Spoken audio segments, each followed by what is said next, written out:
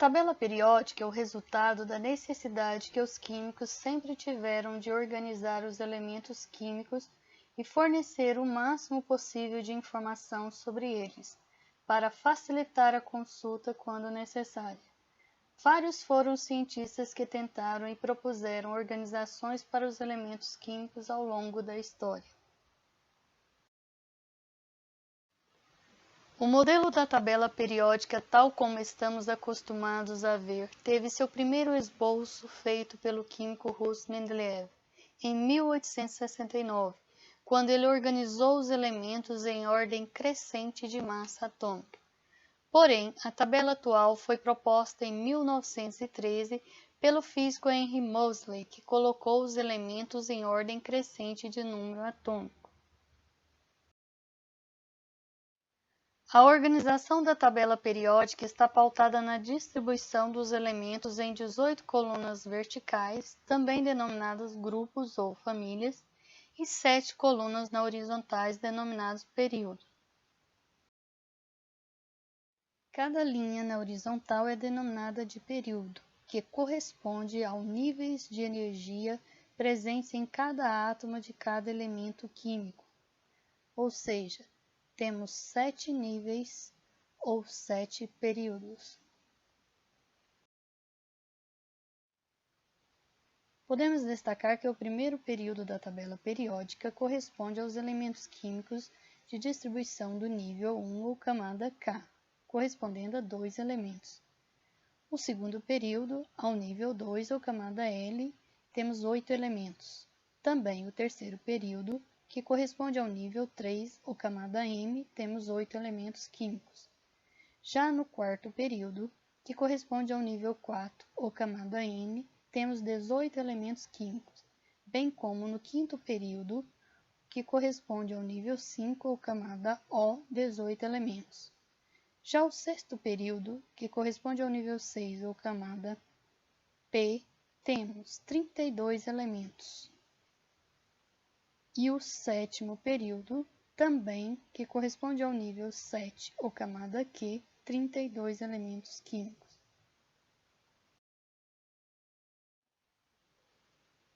Na tabela periódica existem duas colunas horizontais posicionadas do lado de fora do corpo principal.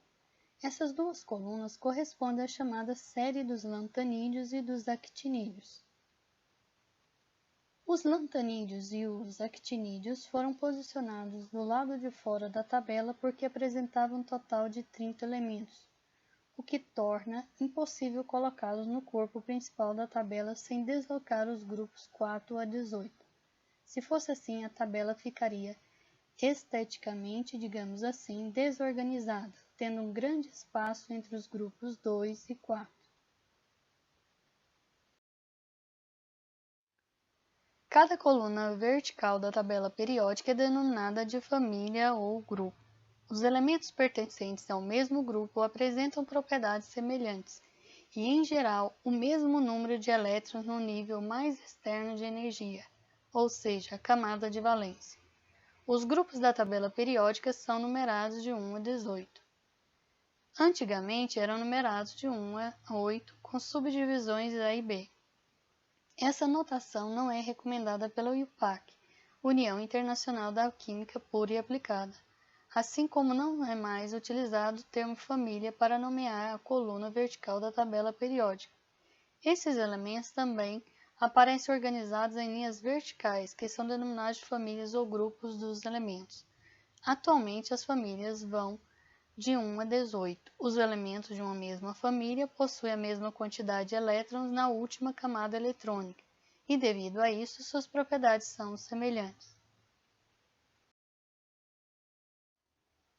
Qualquer conjunto de grupos cujos elementos possuem o elétron de alta energia no mesmo orbital atômico é denominado pelos blocos: bloco S, bloco P, bloco D e bloco F.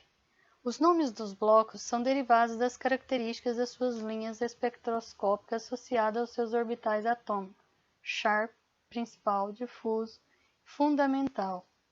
Grafia inglesa. O restante recebe o nome por critério de ordem alfabética.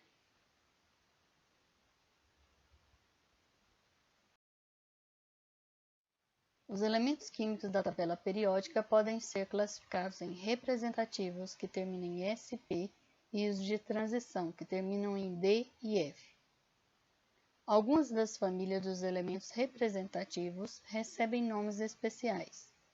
A família 1A, ou 1, que termina em S1, recebe o nome de metais alcalinos, que significa cinza das plantas. A família 2A, ou 2, que termina em S2, é chamada de metais alcalinos terrosos, porque existem na Terra. Já a família 3A, ou 13, que termina em P1, é chamada de família do boro, pois inicia com o elemento químico boro. A família 4A, ou 14, que termina em P2, é chamada de família do carbono, porque começa com o elemento químico carbono. A família 5A, ou 15, que termina em P3, é chamada de família do nitrogênio, que começa com o elemento químico nitrogênio. A família 6A, ou 16, que termina em P4, é chamada de calcogênios, onde esses elementos são encontrados no minério de cobre.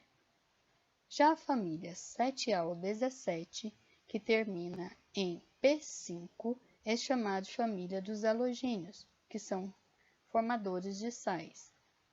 Já a família 0, ou 18, é chamada de família dos gases nobres, onde todos são gases e não se combina com nenhum outro elemento químico. Os elementos químicos do grupo B são chamados de elementos de transição. Os que terminam em D, transição externa, e F, transição interna.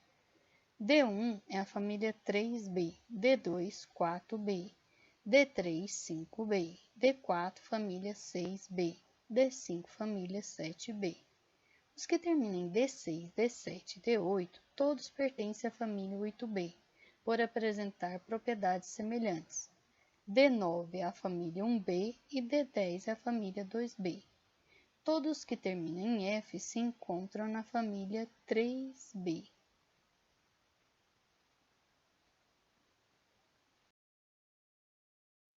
Os elementos químicos da tabela periódica são classificados em 5 grandes grupos. O hidrogênio, que é um elemento atípico com propriedade própria, os metais destacados em amarelo, os semimetais destacados de rosa, os não metais destacados de roxo e os gases nobres destacados da cor azul.